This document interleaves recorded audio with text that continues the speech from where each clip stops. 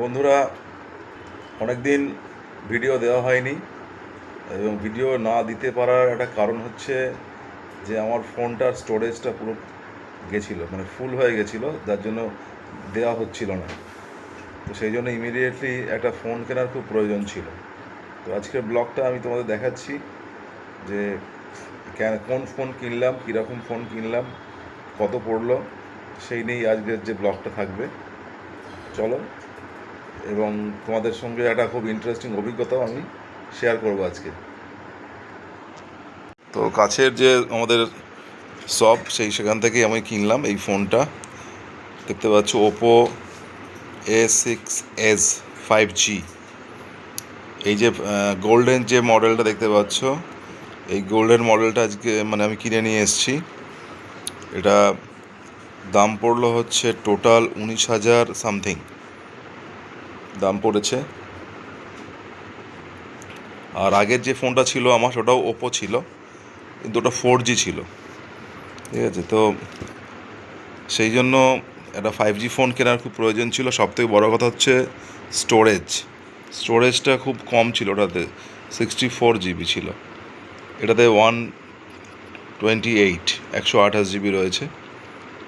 তো সেই জন্য স্টোরেজের একটু বেশি যাতে হয়, সেই জন্য এই ফোনটা নেওয়া। নর্মালি ফোনের ভেতরে যা যা থাকে আর কি, সেই সব জিনিসগুলোই দিয়েছে। যা যা নতুন কিছু তো নয়, সবাই জানো। বিল টিল থেকে শুরু করে যা আছে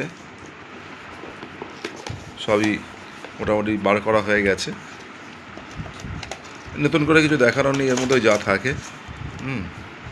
যে ফোনটা দিয়ে করছি সেই ফোনটাই হচ্ছে, তোমাদের একটু দেখিয়ে দিচ্ছি চলো ফোনটা। কারণ এই ফোন তো এটা দিয়ে ভিডিও করছি।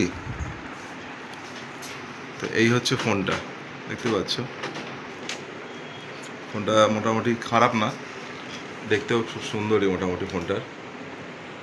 তো এই যে ফোনটা কিনছি, ফোনটার ইএমআইতেই কিনতে হলো। এবার আগের যে ফোনটা ছিল না, সেই ফোনটাকে যে দিলাম আর কি, ওদেরকে এক্সচেঞ্জ করলাম। এক্সচেঞ্জ করতে মোটামুটি ওরা 5,000 মতো দাম দিল। তো সেটা এখান থেকে রিবেট হয়েছে। এবার কথা হচ্ছে, আমার ফোন কেনার প্রয়োজন ছিল না, প্রয়োজন ছিল হচ্ছে স্টোরেজটাকে বাড়িয়ে নেওয়ার জন্য। খুবই ভালো আমার সার্ভিস দিচ্ছিল আগের ফোনটা, যেটা ওপো ছিল A51 সিরিজের যে ফোনটা। ঠিক আছে, মোটামুটি ভালো ফোন ছিল, যথেষ্ট। তো স্টোরেজ দেখলাম একটু বাড়াতে গেলে আর কি 2,000 টাকাটা চিপ ভরলে হয়ে যেত।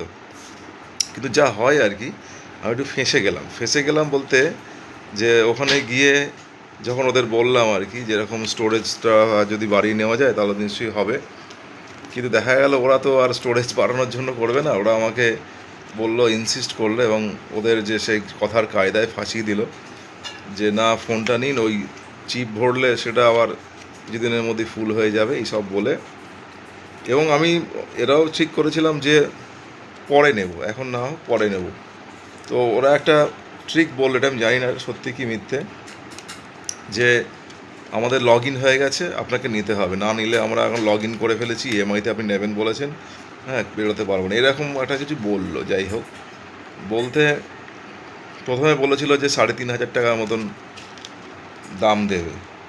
আমি বলেছিলাম যে না, 3,500 টাকা দাম দিলে হবে না, আমি মিনিমাম সঙ্গে টাকা নিয়ে যাইনি, পরে টাকা নিয়ে এসে কিনবো, আমি ইএমআইতে কিনবো না, এই ফোনটা আমার থাক।